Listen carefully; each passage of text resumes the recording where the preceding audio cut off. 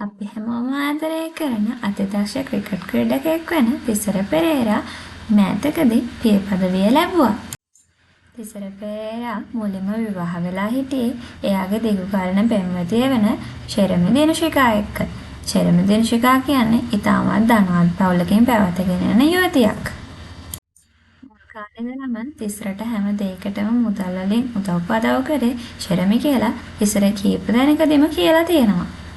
කොහොම වුණත් මේ විවාහයේ ඊටෙම තනාෂා හතරසිංහගේ නංගි වෙන නිෂින හතරසිංහත් එක්ක පටන් ගත්ත සම්බන්ධය නිසා මේ දෙදෙනා දික්කාසාදය වෙන්න තීරණය කරනවා.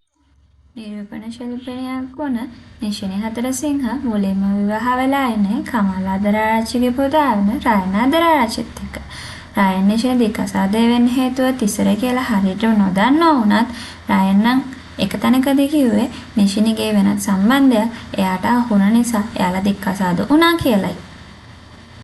තිසර සහ ශෙරමිගේ දික්කසාදය ලැබුණ දවසේම නිෂිනි සහ තිසර කලින්ම කරලා තියාගත්ත වෙඩින් එකක් ගත්තා වගේ ෆොටෝ ෂූට් එක Facebook දානවා. ඒකට හේතුව තමයි ඒ වෙද්දිත් නිෂිනි වේලා වන්න සෝදානමින් හිටපු එක.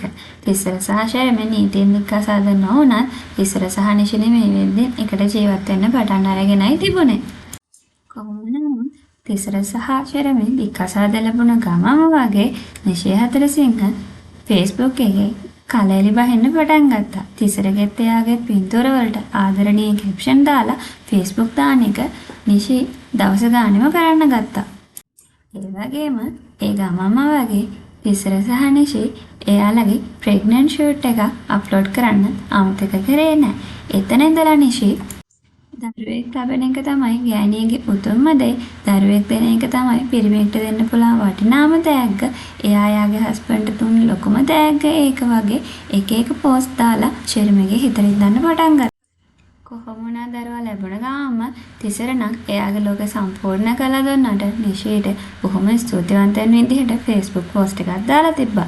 නිෂිත් මේකෙන් නතර නොවි දිගින් දිගටම දරුවෙක් නැති එක කොච්චර පවක්ද දරුවෙක් ලැබෙන්න නම් කොච්චර පින්වන්ත වෙන්න ඕනද කියලා Instagram එකේ ස්ටෝරිස් දාන්න පටන් ගත්තා. මේකට සාමාන්‍ය මිනිස්සු නම් සෑහෙන නිෂිට පැනලා තිබුණා. මිනිස්සු නිෂිට බයින් එක නතරුනේ නිෂිනිගේ අම්මා දාපු Facebook post එක නිසායි. එයාගේ දුව කසාද කීයක් බැන්දත් කාටවත් වැඩක් නැති බවත් කමෙන්ට් කරලා පව් පුරව ගන්න එපා කියලා නිෂිගේ අම්මා දාපු Facebook post එකෙන් පස්සේ කවුරුත් නිෂින්ට බැනලා තිබ්බේ නැහැ. කොහොම වුණත් දැන් නිෂිනි තිසර එයාලගේ බබත් එක්ක සතුටින් ජීවත් වෙනවා වගේම ශෙරමි නම් තාම කාවත් කසාද බැඳලා නැහැ. ඒ වගේම රයන් අදරාරච්චි තාමත් තනිකඩ ඉන්නවා. මේ විස්තර තව දැනගන්න අපේ channel එක subscribe කරලා තියාගන්න.